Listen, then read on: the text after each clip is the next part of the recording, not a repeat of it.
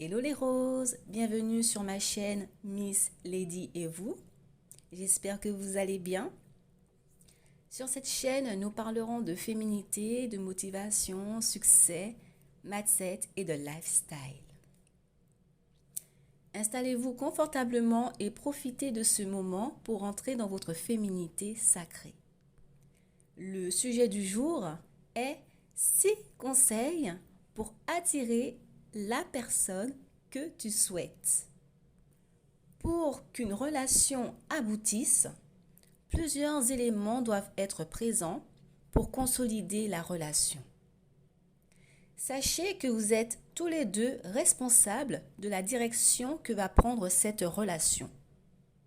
C'est pour cela qu'il est important de connaître ses atouts, sa personnalité, ses valeurs et de savoir aussi développer certains aspects de sa personnalité.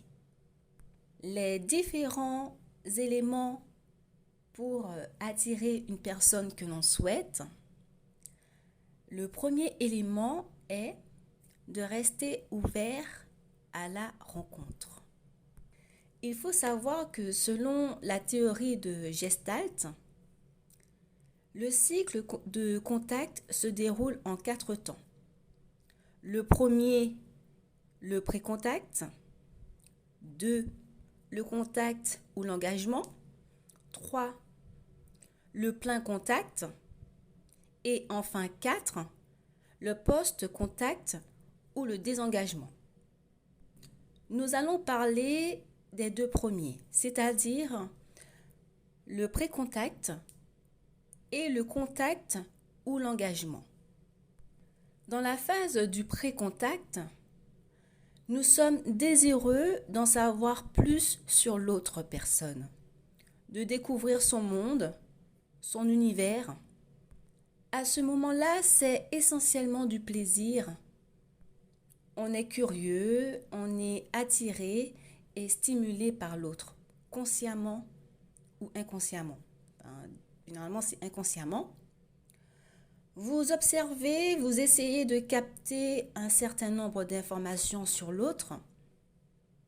Donc, vous essayez de savoir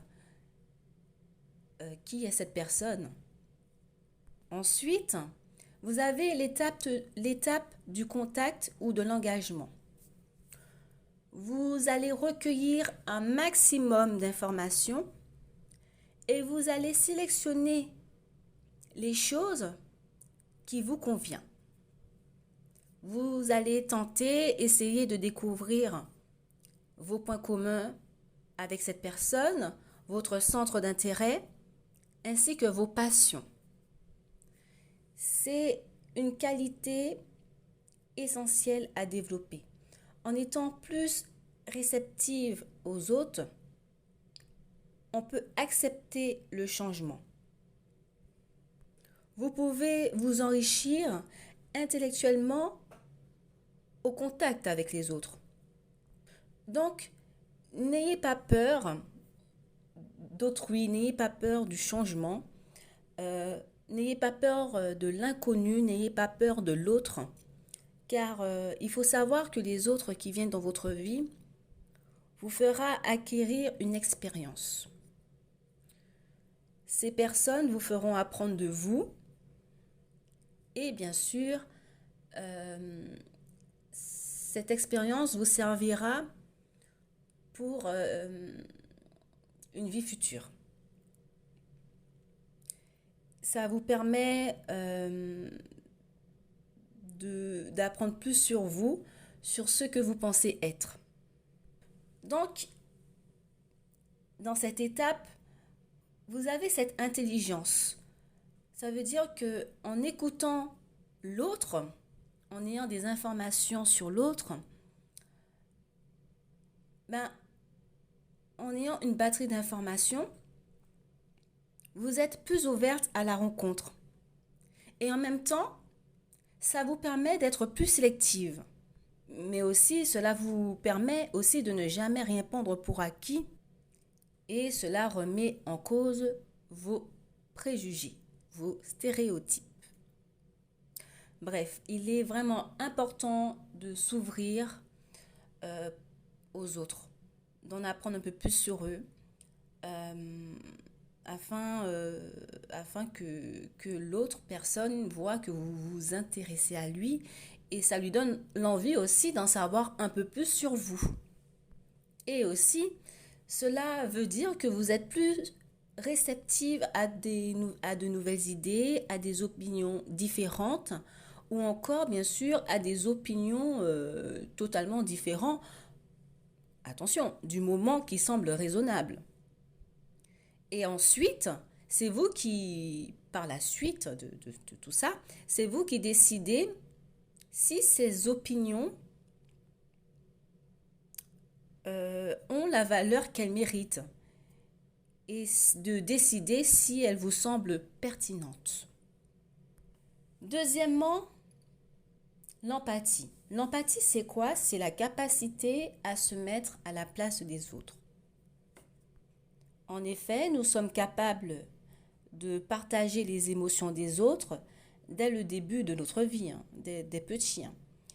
Ça ne s'apprend pas. Donc, c'est le fait de ressentir la douleur de l'autre, euh, de comprendre l'autre, euh, de respecter les sentiments, les émotions des autres. Il y a deux sortes d'empathie. Il faut savoir qu'il y a une empathie intellectuelle, la capacité de comprendre ce que ressentent les autres alors qu'ils ne l'a pas verbalisé. Donc en fait, vous observez et vous déduisez. Et vous avez l'empathie émotionnelle, la capacité à ressentir la souffrance des autres. C'est vraiment important pour attirer la personne que l'on souhaite. Mais attention, attention, attention à l'excès de trop. Trop d'empathie peut nuire. C'est quoi avoir trop d'empathie? En fait, avoir trop d'empathie signifie que nous ressentons intensément la souffrance d'autrui et ça va même jusqu'à oublier notre personne. Donc, il faut savoir que avoir trop d'émotions empathiques peut donc nous entraîner dans des situations relationnelles toxiques. Donc, si vous êtes quelqu'un qui a vraiment trop d'empathie, essayez d'effectuer un travail sur vous afin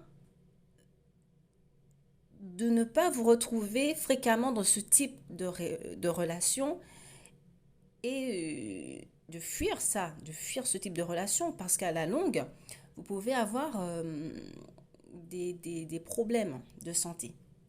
Donc, comme je l'ai dit, il est important de prendre soin de soi, d'oser choisir qui nous entoure, donc sélectionnez votre entourage.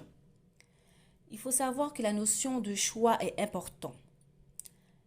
Il est important de respecter et d'assumer ses sensations et aussi d'écouter autrui. Et j'en ai parlé dernièrement, vous avez ce qu'on appelle l'instinct. Si vous écoutez votre corps, nous avons un instinct et il faut faire confiance à ce signal rouge d'intérieur, on va dire. Ça vous protège. Ça veut dire que lorsque vous sentez qu'une personne, vous vous sentez pas bien lorsque vous êtes en contact avec cette personne, vous ne savez pas pourquoi, même si vous avez essayé d'être sympathique avec cette personne, vous ne savez pas pourquoi cette personne vous met mal à l'aise. C'est généralement pas pour rien, je vous le dis. Ce n'est généralement pas pour rien. C'est que inconsciemment, le corps, on va dire l'esprit, la pensée, voit des choses que nous ne voyons pas tout de suite, tellement que c'est rapide. Donc faites confiance à votre instinct. Ensuite, être curieuse. C'est vraiment essentiel dans toutes les interactions sociales. Découvrir l'autre dans toutes ses facettes, en évitant de vous fermer, de fermer l'autre dans des préjugés. Je sais que c'est difficile car nous avons tendance à classifier les autres en fonction de leur apparence, leur manière de faire, etc., etc. Nous sommes habitués à nous faire rapidement une opinion sur les autres, des fois fausse, hein, mais comme je dis et je le répète, si vous avez essayé de vous intéresser à cette personne et vous vous sentez quand même mal à l'aise en sa présence, soyez juste poli, hein. C'est tout. Mais si vous voyez que vous aviez une opinion totalement erronée de cette personne et tout ce que vous pensiez d'elle était totalement faux, donc évitez de juger les autres de manière hâtive. Premier, même si je sais que la plupart des personnes, ils jugent automatiquement dès la première fois, mais évitez de juger les autres sans tout de suite. Je vais pas dire, là, je vais pas dire juger. Mais ce que je peux dire, c'est méfiez-vous. Voilà, méfiez-vous. Ne jugez pas, mais méfiez-vous et en fonction de leur comportement, jugez par la suite. Donc, et c'est très important hein, parce que même s'il faut se méfier, même s'il faut juger, pour être curieuse, hein, il faut se décentrer de vous-même et accepter autrui tel qu'il est. Ça veut dire que si c'est une personne qui est méchante, ne lui cherchez pas des excuses. Après 2, 3, 4 rencontres avec cette personne hein, et vous vous rendez compte que cette personne a toujours le même trait de personnalité, hein, bah écoutez, elle est comme ça. Donc acceptez les autres comme ils sont. Et encore une fois, je le répète, être curieuse signifie s'intéresser à la personne qui se trouve en face de vous, s'intéresser à ses passions, à ses hobbies, à ses habitudes. Ensuite, vous avez à apprendre à se connaître. Oui, pour vouloir, par exemple, et je le dis tout le temps, hein, pour vouloir, par exemple, un homme d'un certain calibre, il faut travailler sur vous, mesdames. Il faut travailler sur vos traumas. Il faut travailler sur vos manquements, sur vos dépenses affectives, sur vos blessures, sur votre manque de confiance en vous, d'estime de vous, sur votre personnalité. Parce que avant de recevoir de l'extérieur, un retour sur soi-même est nécessaire. En gros, si vous voulez un homme avec des qualités, soyez cette femme possédant ces qualités. On attire ce que l'on est. Si vous êtes une personne qui vous respecte, qui prenez soin de vous, qui imposez des limites, vous attirerez automatiquement les mêmes personnes. En fait, c'est l'effet miroir. Il est important d'aller au plus profond de son être. Donc, en allant au plus profond de votre être, vous allez permettre que d'autres choses entrent dans votre vie. Vous donnerez l'occasion de rencontrer de nouvelles personnes correspondant à la personne que vous êtes devenue aujourd'hui. Donc, si vous avez fait un travail sur vous en amont, bah, il est tout à fait normal que vous rencontrez quelqu'un qui a fait un travail sur lui. Vous voyez ce que je veux dire? Et pour terminer, être agréable, l'agréabilité. Non, pas pour terminer, c'est l'avant-dernier, excusez-moi, c'est l'avant-dernier conseil. l'agréabilité. Alors, selon Big Five, donc Big Five est un outil pour examiner et apprendre davantage sur les traits de personnalité. Selon Big Five, l'agréabilité fait partie de l'un des 5 traits majeurs de la personnalité qui peuvent nous aider à prédire notre succès et notre satisfaction en couple. J'ai lu une étude là-dessus et il y a des psychologues qui ont découvert que les personnes ayant un haut niveau de conscience, ayant un haut niveau d'agréabilité vis-à-vis d'eux-mêmes ou de l'autre, étaient plus à même d'avoir une vie maritale épanouie. En étant agréable, les autres vous perçoivent comme quelqu'un digne de confiance, honnête, modeste, empathique, coopérative. Les personnes agréables sont généralement appréciées et agréables à côtoyer.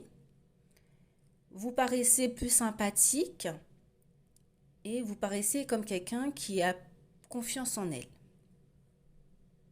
C'est toujours agréable d'être avec une personne souriante où vous passez de bons moments avec elle. Ça veut dire que la personne rentre chez lui et se dit oh, cette fille, elle est géniale, quoi. J'ai oublié mes soucis avec elle.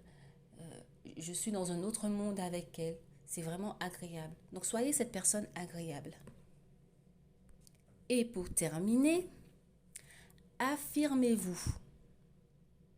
Même si dernièrement j'ai parlé de l'agréabilité, d'être empathique, d'être sociable,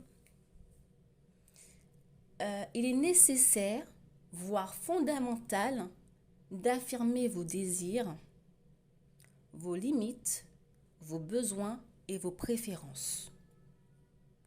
On respectera plus une personne qui a confiance en elle, qui impose ses limites qu'une personne qui n'en pose pas. Donc, même si c'est le début d'une relation, il est important de dire les choses quand ça ne va pas. En fait, c'est le signe d'une intelligence émotionnelle.